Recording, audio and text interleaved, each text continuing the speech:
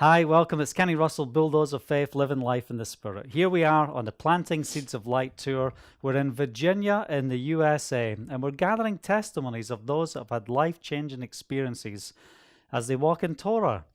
With me right now is Tamar. Tamar, how are you today? Good, I'm doing good. Thank you. Thanks for joining with me. And what have you been through in your life's journey that has brought you to a place of the Hebraic roots of the faith? Why walk in Hebrew roots?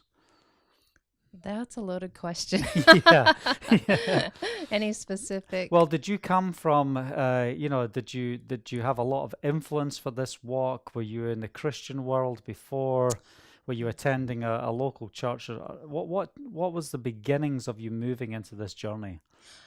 In the Hebraic Roots, we were in a Baptist church, Southern Baptist, Okay. very conservative in the South here. So they call it the Bible Belt. And it was a neighbor who drew me out, and Uh-huh. she told me about the Sabbath. And so I started questioning, and I thought, well, the good thing to do is ask your deacon of your church. So Right, I yeah. did. Well, that didn't go so well. He basically warned me, and then he told the pastor. And then before I know it, there's a whole sermon on why the Sabbath isn't Saturday. Wow. And there were other things that happened, but we ended up leaving, both my husband and I, and we fell into Messianic Judaism. And I Wow. will say fell. You fell into Messianic Judaism. Now, what was different in your understanding between Messianic Judaism and Hebraic roots? Well, the biggest questions we had were in Messianic Judaism was why was there a wall of separation? In Ephesians, it talks about the division there. And we really, at the time, we really wanted to learn Torah. Right. But we were told basically by the minion of Jews in the Messianic congregations that the Torah was for Jewish people. And because we were Gentiles, we basically were only to learn 4 things. And then we would just hear the rest. But 4 things from the book of Acts. yes. You know, what do we do with these Gentiles? Now they're coming to the faith in Messiah, and they really miss the 5th thing, don't they? Yes, they do. We're supposed to be there to hear it and then participate for the We're rest. supposed to be in the synagogue, hear the Torah spoken, Yes. Moses preached, and in doing that, we'll come into the fullness. Right. So that must have been quite a journey, being in an environment where before you knew that people all over the world were coming to faith in Messiah. Mm-hmm. So then you realize that the Shabbat is for today. These things are important. You fall into Messianic Judaism, and then they say, you know, you can come alongside us, but you're not one of us. Right. Okay, so have you discovered that as you study the scriptures, have you discovered that there's 2 gospels in scripture, one for Jewish people and one for Gentiles, or? No, in Isaiah 56, it was clear to us it was for the stranger, the foreigner in your gates, Right. and that the Torah was one Messiah, one Torah for all people. Amen. And so we learned also about the mixed multitudes that came out of Egypt at the time. Right. And so we did pose these questions to the UMJC at the time, the MJAAs. We talked to the head so we could get an understanding and really did our research. So we understood that's not a place. And Right. So did they just say, look, we're not changing. This is how we see it. Even if you brought scripture before them, they just weren't interested. right. Many have in the Hebraic roots like Eddie Chumney and Monte Judah probably were one of the first that went to the Messianic Jews and presented. Russ Resnick was one of them at the time. And they agreed with all the scriptures, but yet I think the mission of Messianic Judaism is to reach the Jew first. Right.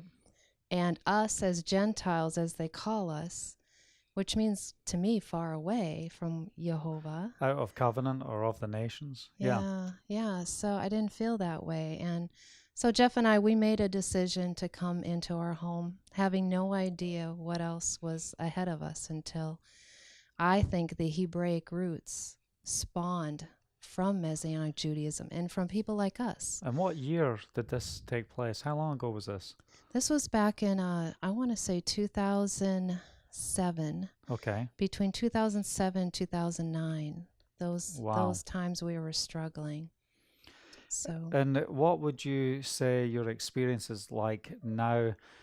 Because obviously you're finding other like-minded people at that early stage of the journey. You didn't really know anything else. Then you're starting to discover there is other people that want to walk in the Hebraic roots of the faith.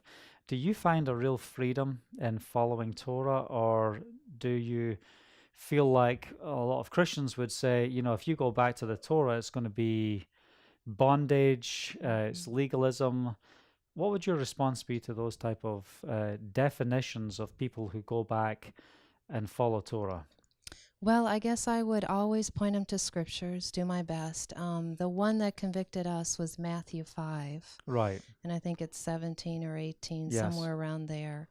And that really spoke true to how the law, not one jot, not one tittle, would Right. pass away until the heaven and earth. And Or until so, all things are fulfilled.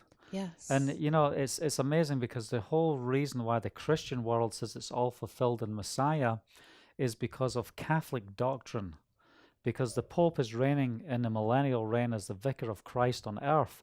So from his standpoint and his position, they have to make sure everything's fulfilled, or he doesn't have his office. But for those of you that believe in the two comings of Messiah, that's when we start to understand that everything hasn't been fulfilled. We're still waiting for prophetic scriptures to be fulfilled. What would you say to people as a word of encouragement that are new coming to Hebrew roots? What pitfalls would you say, please avoid these pitfalls? What would be your advice? I have a long list, but I'm sorry. Yes, we're finding in these fellowships that people are falling into wanting to become Jews or Jewish. Right. And I believe Jehovah put us in the diaspora. Yes. And so we are to follow in who we are. We're not to be someone we're not. If we are to make the Jews jealous, our brother Judah, Uh-huh. which we're not anti-Semitic by any means or replacing them, but for the two sticks to come together, the brothers to come together, they've got to have some kind of a jealousy. What are we going to do to stir that up in them? Right. And I feel that's the Torah, and that's the Sabbath, and that's the feast. And they're also going to see the spirit of Yehovah in us, that we love them and we want to be united in Amen. Israel together. And united in Messiah, it's not about united in the practice and the practices of Judaism, but to be united in Messiah. As many people are coming out of modern day Christianity to come back to the Hebraic roots of the faith, you're not changing your belief system in the Messiah. You're not taking on another gospel. Well, in fact, you are taking on another gospel, because we come back to the gospel of the kingdom, which Yeshua taught, and we look at what the gospel Protestant Christianity teaches, which is just say this prayer, get your ticket to go to heaven. Did you find a real freedom in understanding that your identity is Israel? Yes, absolutely. We didn't see another third group of people called the Christians. Right. Some Bibles I understand translate them in, but we really saw if you're not part of the house of Israel or the house of Judah, Right. then that remnant and that gathering together in the end times, not possible. So it really became an identity for us, and we said, this is who we are. Right. And so we're children of God, and we're brothers, and we're Ephraim, if people want to say Ephraim or Manasseh, whatever the case may be, it's Right. Israel overall for us. Yeah, it's incredible just to see that, to take up our identity as Israel, to know that this is actually New Testament teaching. The New Testament, or the Brit Hadashah, or I like to call it the Tanakh, it's the scriptures, clearly says and defines the importance on who we are, because as we go through the Gospels and we go through the writings, we start to see that they point continually to the Torah. Yeshua wasn't coming bringing a new religion or a new way. He came to show who he was, that he is the way, the truth, and the life. And it wasn't new. He was, when he rose from the dead, those that were leaving Jerusalem at that time, sad, thinking the Messiah hasn't risen again on the third day. It's all over. They're going home. And when he met them on that road, he showed who he was as the Messiah through the Torah and the prophets. That's what it says in the scripture. He revealed himself through the Torah and the prophets.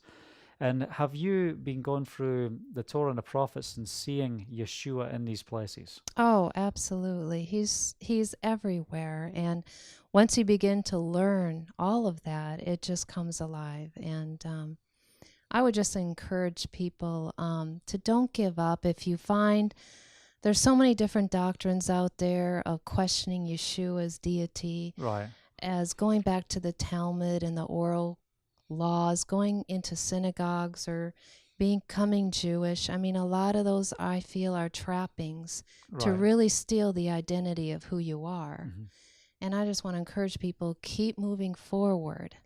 And if you do have someone, a mentor, somebody that you trust and know has a spirit of Jehovah in them, make sure that you stay connected with that mentor, that unity. Yeah, to ask And questions. I think right now there is plenty of people that have walked this life for a while. They've understood what the pitfalls are and also the blessings. Yeshua is clearly seen in Torah. The bottom line is this: He is the Word that became flesh.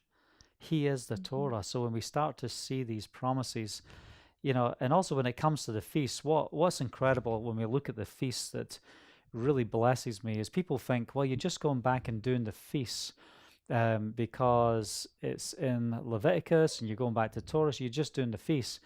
But there's a reason why we do the feasts. What would the reason be for doing the feasts to you, like the spring feast? What do they represent? it's huge. It's when the Messiah returns. It's going to be during the feast time. Right. It's so critical for everyone to understand what they really mean and to practice and do them, because you're going to be watching for the Messiah, and it's going to be around the time of the fall, we believe, through our studies. So I don't know, people who don't do it, people who don't understand it, I'm concerned in my heart they'll miss. Well, it says in Scripture they're Miss them. lasting ordinances. We saw Yeshua fulfill the spring feasts. He was the Passover lamb. There's no one in Christianity is going to say Yeshua is not the Passover lamb. But then we look at things, why would you do things like Easter and different things like that? Why do we follow in these pagan practices? Because the Catholics, they baptize these things, these pagan festivals, and says, oh, we're just going to attach Yeshua to this now. They changed the name of their gods and their statues and made them Jesus friendly, Yeah. and it's great just to hear a little of your story and the importance of coming back to Torah is not about just coming to religion. It's coming to a place to find more about Yeshua, Yes. to find more about who he is, his walk, the calling, and at the end to know the destiny of his return, to be ready for his return. He will come back on the Feast of Trumpets. When the trumpet sounds, that is clearly the time when he comes back. We can see that through Scripture. And when the commandments were given at Mount Sinai, they said this Feast of Trumpets will be known as a lasting ordinance along with all of the other feasts. Well, I want to thank you for watching. I appreciate you just sharing a little bit with us. We're excited what the Father is doing. Until next time, thank you. Thank you.